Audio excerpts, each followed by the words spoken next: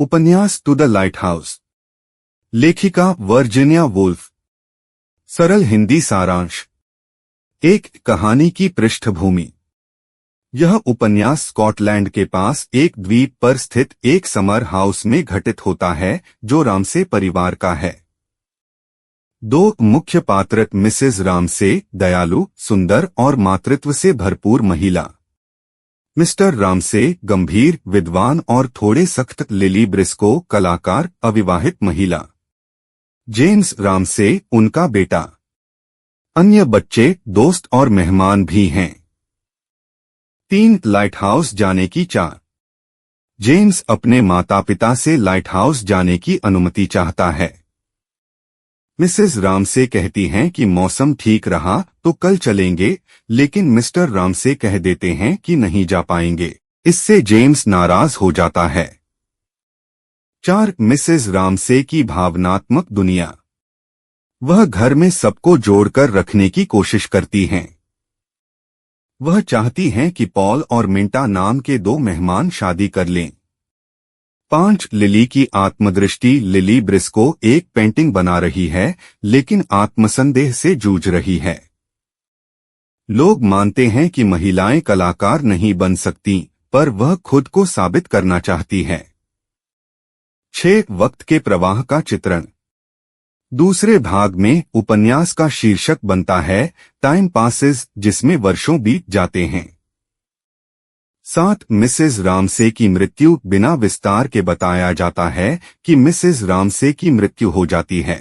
यह सब बहुत शांत और अचानक होता है, जैसे समय चुपचाप सब बदल देता है। 8 युद्ध का प्रभाव। विश्व युद्ध का असर रामसे परिवार और उनके दोस्तों पर पड़ता है। परिवार बिखरता है, जीवन में खालीपन आ जाता है। 9 पुनः मिलन। कई सालों बाद रामसे परिवार लाइट हाउस के पास स्थित अपने समर हाउस में लौटता है। 10 लाइट हाउस यात्रा। अब मिस्टर रामसे, जेम्स और एक और बेटी कैम वास्तव में लाइट हाउस की यात्रा पर निकलते हैं।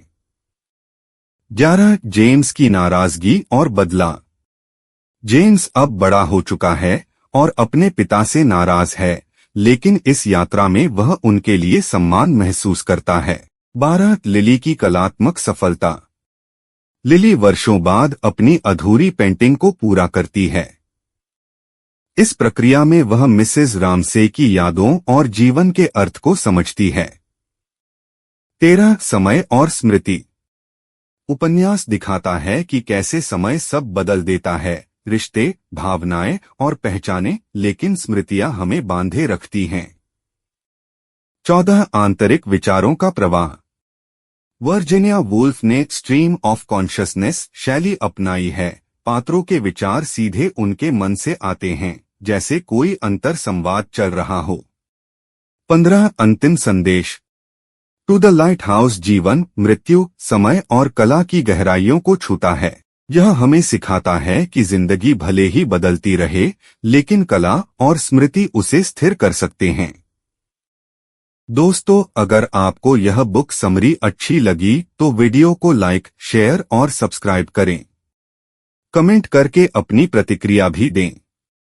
बेल का बटन दबाएं।